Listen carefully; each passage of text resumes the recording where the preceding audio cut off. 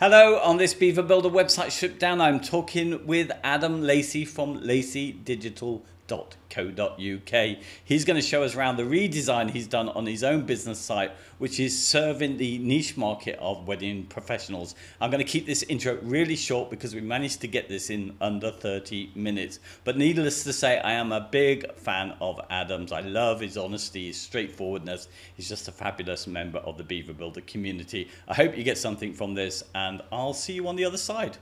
Hello, Adam. Welcome to Beaver Builder website Stripdown. It's great to have you on. How are you?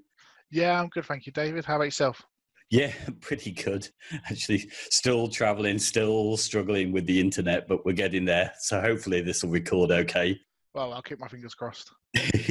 So this is great because this is a new redesign that you've done on your own site. So we are actually looking at your business site. Do you want to tell us a little bit about yourself and what you do? Sure. So for those who don't know me, my name's Adam Lacey. I've been using Beaver Builder for, I think, 3 or 4 years now. I've been in web design and development for about 7 years, and I run a digital agency in Southwest, and this is my new agency where I'm specifically niched down to wedding professionals and wedding suppliers to the industry.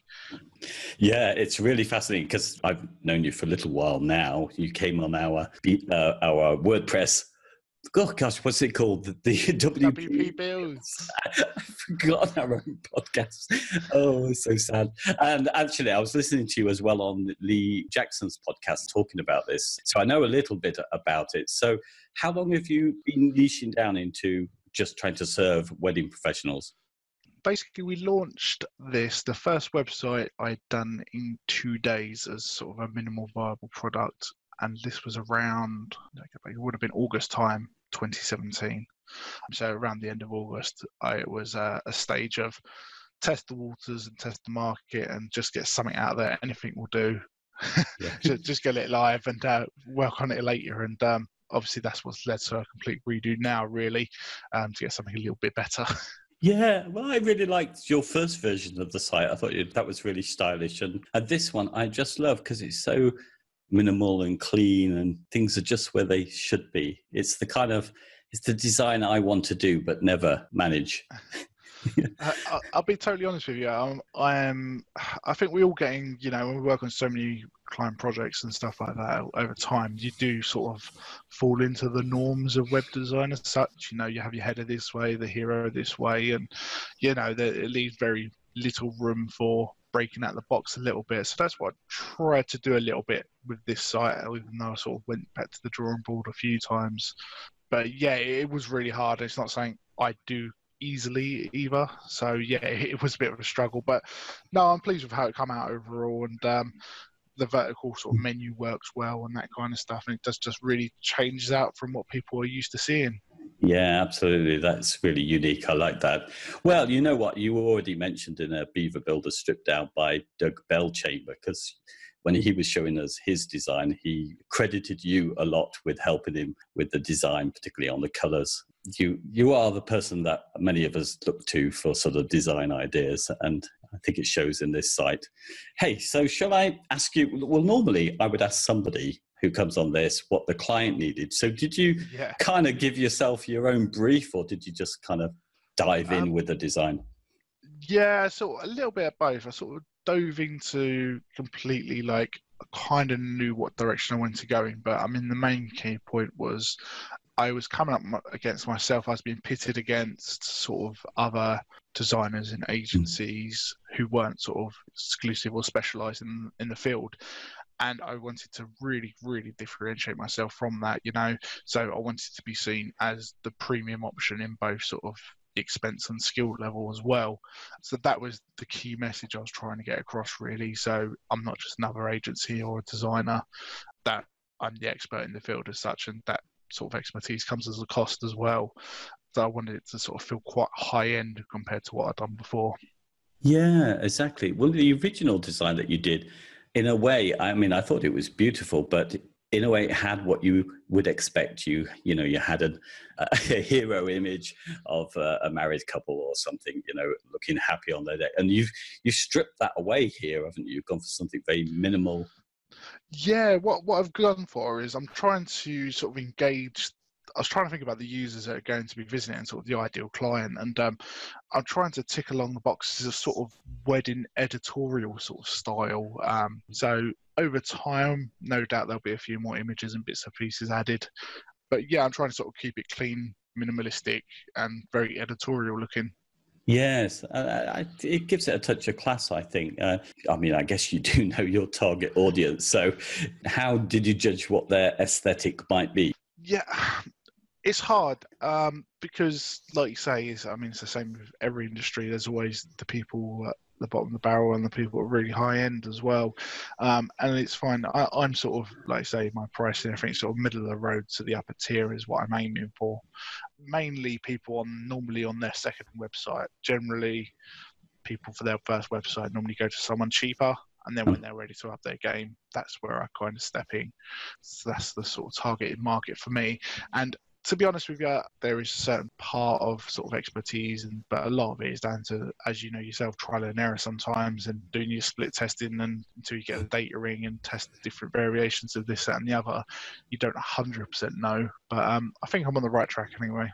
Yeah, I think you are. It's the space and the typography. It all works. It's just kind of tasteful. I like that a lot. What about the copy? Did you have to do all this yourself? I did, and to be honest with you, it's one of the things that's not the greatest. It's something that will be improved over time. I don't know. I seem to think of something great at the time, and then I read it, put it out, and then I read it a week later and go, "Why the hell did I write that?" And then want to rewrite it all again. So, yeah, I tried to stop looking at my own site. Otherwise, I just end up keep fiddling with it and never getting any real work done. So, yeah, but ideally, I probably do need to revisit it in the next sort of few weeks. Yeah, I think you do that. I mean, you've been quite brave on some of this. You played around with the theme. I mean, which page is it on the timeline page where, do you want to show us that, actually? Yeah, sure. So you've got obviously some cool, nice little animations on the menu. Yeah, I love that, yeah. So, yeah, this is the timeline, sort of how it works, page of the process, some people would call it. And, yeah, basically I've tried to make it sort of a bit personable, but a bit quirky as well with the content and the titles. Just to give people an idea, really. Yeah, it's kind of all the things that people say about relationships. So I really like the idea of it. I'd be interested to see how well this works and connects with people, because it's a bold one, this one, isn't it? It is, yeah. It's not something I'd generally recommend, but like you say, it's out there, and there's no reason technically why it shouldn't work, but yeah, we'll see. Yeah. Okay, what do you want to show us on this site? Because I've got lots of questions, but is there anything you particularly want to point out? I mean, it's a fairly simple site, isn't it? So we could go through the pages if you like. Yeah, we can do. Obviously, we'll have a quick look on the homepage. So the homepage was pretty simple. Obviously, clear message of what we're about as soon as you land. Obviously, a nice little catchy subtitle. You know, a little bit of content. And actually, I've had the site's only been live 24 hours, and I've had a sign up already. So I'm doing better than I've done the last few months anyway. Oh wow! So that's always nice. A bit of social proof in a testimonial. Yes. And I actually asked her very nicely if she could include about how her inquiries have gone up, because she keeps telling me how much they've gone up and how she's fully booked, which was good. So that was in there. Great. And got a nice little call to action that goes straight to the services. Again, just basically a little bit of play on words here. And yeah, sort of, I almost felt at a slight disadvantage in the industry being male. And I know that sounds really bad, but it's a very feminine industry. So I tried to pick, I don't shy away from who I am in the about me or anything like that. There's pictures of me, but I try to definitely take a feminine look onto the site and the imagery. So yeah, that's sort of the route side to go down with another call to action at the bottom of every page. Go to the about me. You'll see my wonderful wife and the Lacey clan doing shots so at my wedding. So yeah, again, that's just a little bit about me. Again, I'll just reiterate, you know, it's about them, not me really. But, you know, obviously we had a quick look at the timeline. Like I say, it's just basically the process. This is quite key, really, and even if they just written the first few, that's sort of good enough for me, because from here, saying that I don't work with everyone, essentially. You know, if we're not a good fit, you know, we're just not going to come together anymore. You know, I'm not going to take clients on that don't appreciate what I do, or, you know, vice versa. If we're just not a good fit, then we call it a day at stage one. Basically, there's no need to go any further. So this just really maps out the whole process, really, from start to finish, with some nice, just easy FAQs at the bottom. Nothing too crazy. Again, you know, a little bit tongue in cheek, like, will you marry me? You know, and again, just trying to iron the exclusivity of, I only take sort of a client a month, right? That kind of thing. Then got the portfolio. So this is a Power Pack module. I've sort of put a bit of a very small case study for each one of those on the hover, and then are you next? You know, just as a bit of a click through. But to be honest, again, this will probably get redone into some decent looking case studies, all properly mapped out with a custom post type at some point.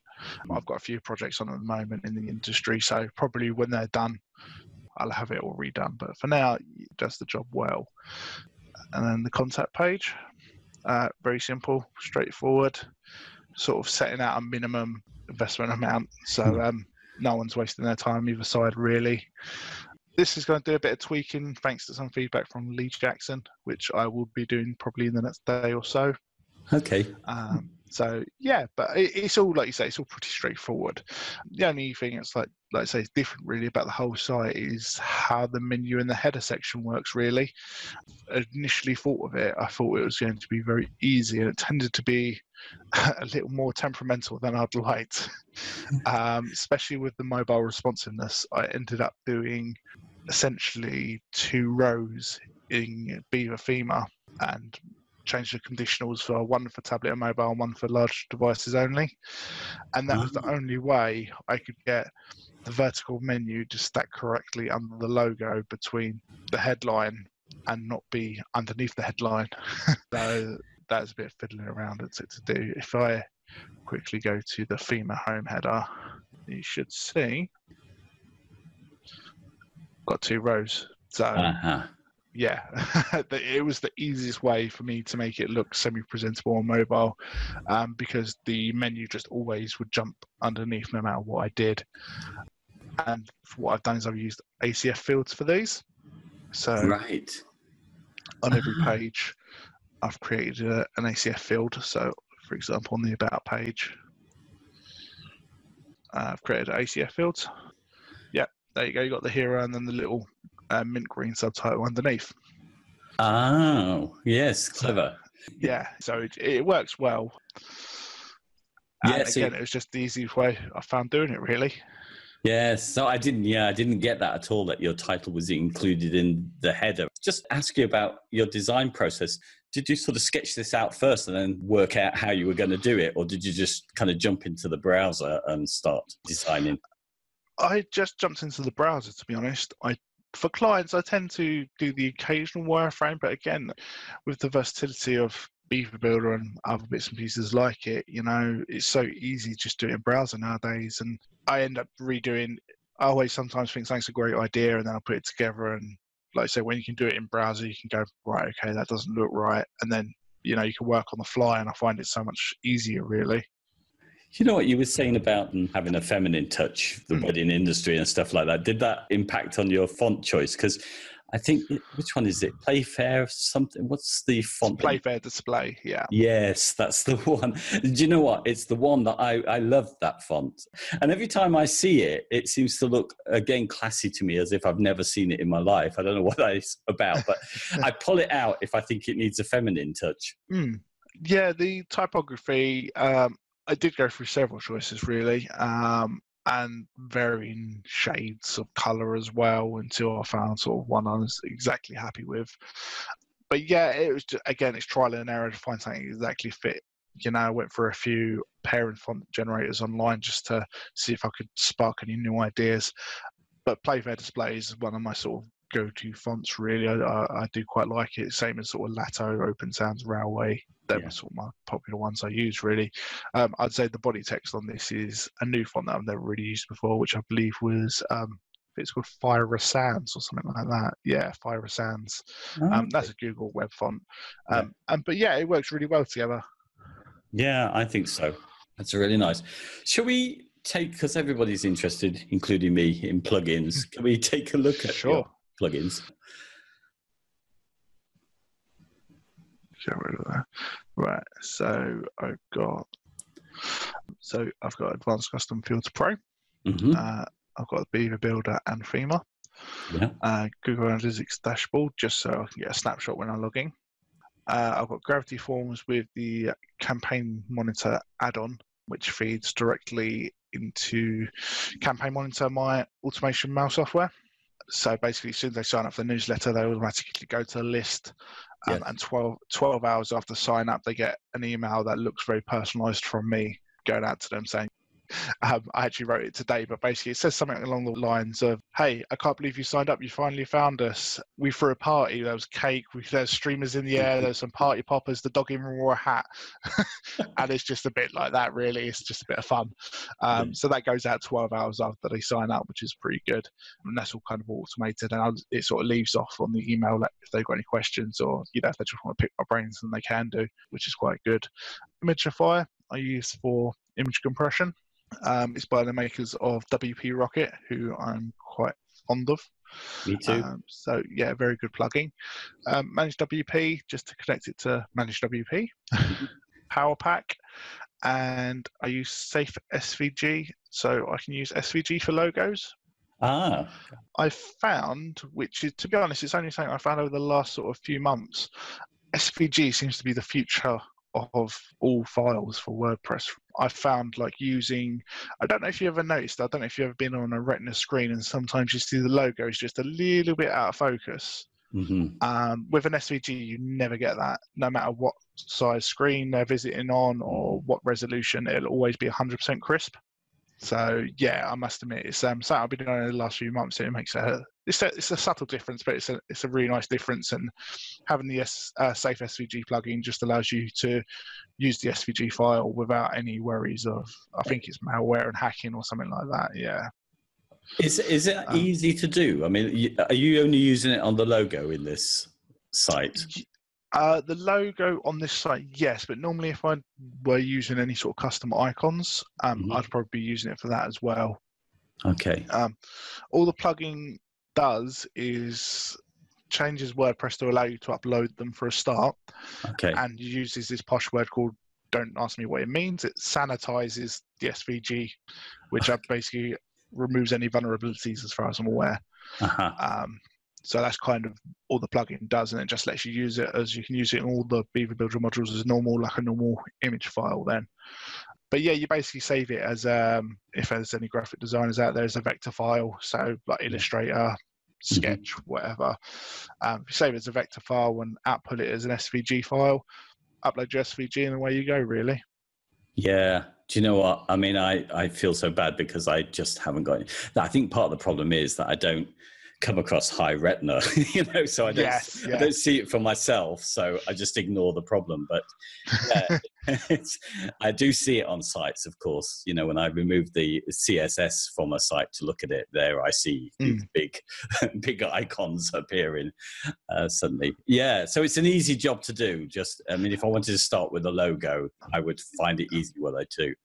Yeah, exactly. If you've got, like, say, the vector file of it, it's literally just save it as an SVG rather than whatever file format it's in, and install this plugin and upload it, and that's it, and then just treat it as normal. It's really that simple. And like I say, it's such a little step, but it makes such a big difference. I'd recommend it, and it makes life easier as well, because if you ever change the design and need to change the size of the logo, that will always scale to any size. So no sort of messing around with, I'm sure we've all done, logo -1, logo -2, logo -3 when you're trying to find the right size to use.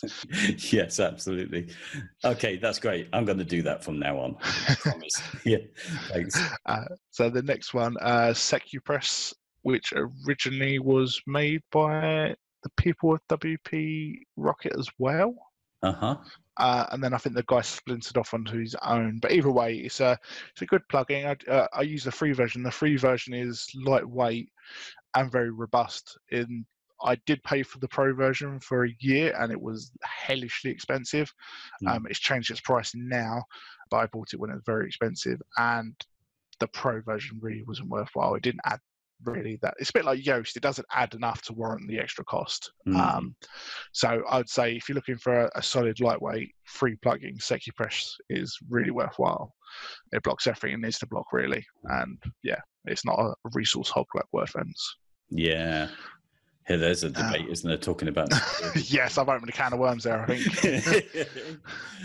And then SendGrid, I use this to make sure WordPress notifications actually get sent. Yes. Obviously, some people use SMTP and the like. It's the same thing principle. It's just I pay for a SendGrid account for myself and all my clients. So yeah, I use that. Social warfare is just social sharing buttons on blog posts. Yes, another is that premium only? No, this is the free version. And again, the pro version's very cheap though. If you do want to go for the pro version, it's got a couple of nice extra little bits and pieces, and it's only about, I want to say it's $25 a year per license. Oh. So if a client wants the pro version, then it's not a massive cost to get it. But yeah, it's a good social sharing plugin actually. Mm-hmm. I believe another one I've used before is the ShareBear Pro one. Yes.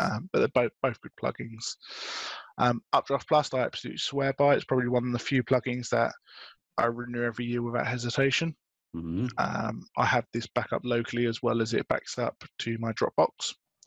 So I have backups for all my sites, all my client sites. Just go seamlessly every day to Dropbox without worrying. WP Optimize is actually built by the people behind Updraft Plus. And it's basically just a database cleaner. So it just cleans up your revisions. Mm-hmm. There you go. Look, revisions is my database, 163.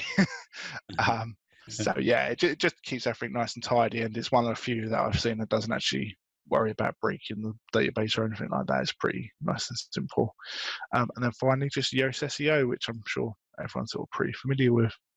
Hey, are you the same as me? You've kind of gone for Yoast because everybody's gone for Yoast? Or yeah, pretty much. And I did try the premium for a while, but yeah, there was no sort of point to that really.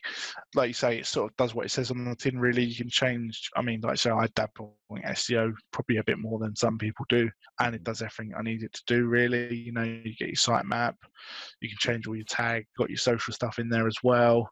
It's just an all-around nice free plugin. Really, I don't think you can say fairer than that. Mm-hmm. Yeah.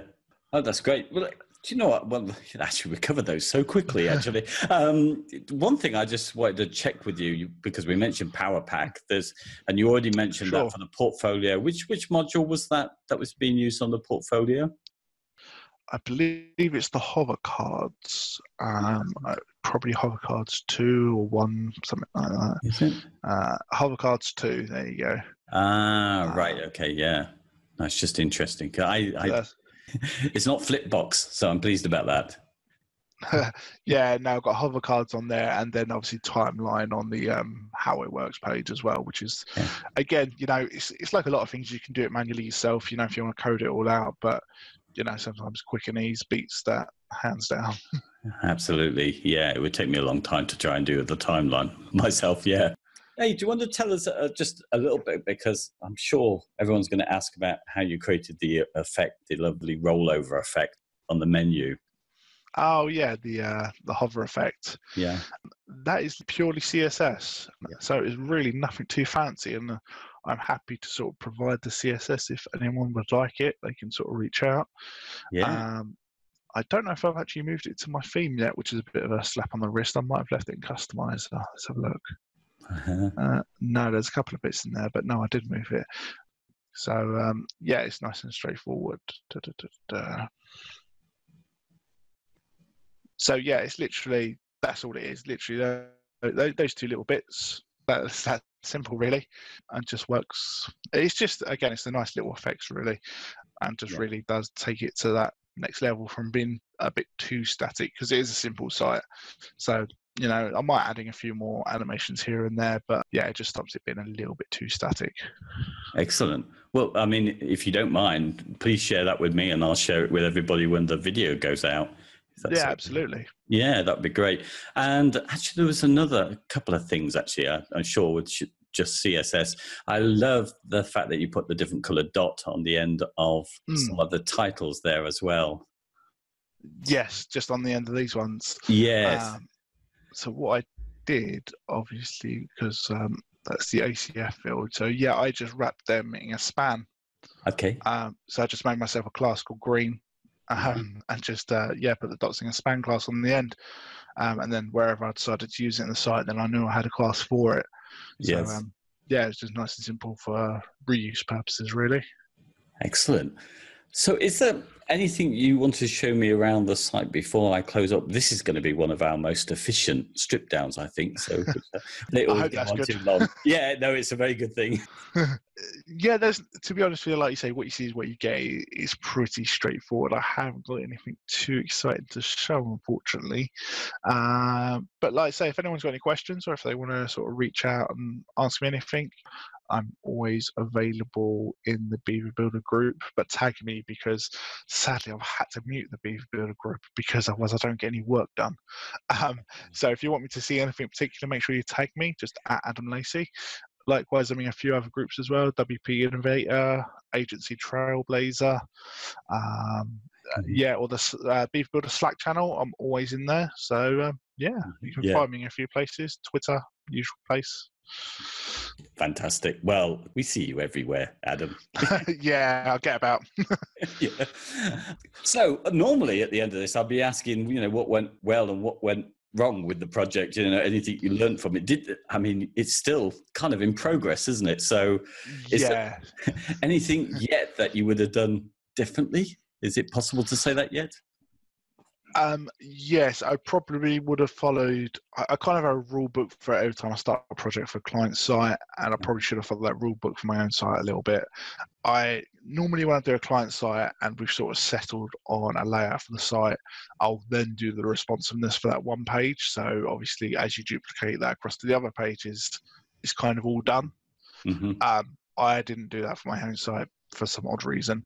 So I'd done the whole site for desktop and essentially had to go over the whole site again for tablet, then mobile, which created a lot more work. So I probably would have stuck to my own rules a bit better and done it properly the first time around. Yes, well, that's the kind of thing I would do for sure. How long did it take you, do you think, from beginning to end with this? Because a lot of concept time. Yeah, it's pretty straightforward. Yeah, I've probably done, if you said I'd done 3 or 4 hours a day on it around client work, I've probably done it over sort of 3-4 days. So well, that's pretty good. Yeah, not too bad. Yeah, it's just the time, I think, when you work. It's got to be the hardest thing, isn't it, working on your own brand? Yeah, it's one of them necessary evils, because there's a lot of marketers out there that say obviously you can get clients without a website of your own, which is true to a degree. But, it's a necessary evil to get it done and to a reasonable standard. And I think we all get plagued by, like, say, I'm looking at it now, it's the perfectionism of like, oh, this needs work, I need to do that, I need to rewrite this. But as long as you get something out there and it looks to a good standard, then you try and sort of put it in the back of your mind, really, and focus on client work. Yeah, absolutely. And I'm really of the view, I don't know, I think I'm coming to that view, is that you don't really want too much on your site anyway. You just want them to make that first contact quickly, and you can overwhelm people, I think, with too much content. So I really like this site. You've only got to look at some of the so-called, obviously, the biggest WordPress agencies in the country or even in the US. You're lucky if they've got a couple of pages, they're very, very streamlined. And obviously they just trade on reputation and brand, essentially. So, yeah, like you say, I don't think there's anything wrong with keeping it simple sometimes. Yeah. Okay, well, that's brilliant. If there's nothing else you want to say, we can start to say goodbye. Yeah, I think that's it. Yeah, excellent. Good. Thank you so much. It's always a pleasure, to talk to you, Adam. And I'm really thankful that you've agreed to come on at short notice as well and do this. So thank you. And we've got to say goodbye. So I try and do a slick ending where I say, I'm David Waumsley, it's goodbye for me, and then hand over to you. This is me, Adam Lacey, saying goodbye as well. That's absolutely seamless. Bye-bye. Bye.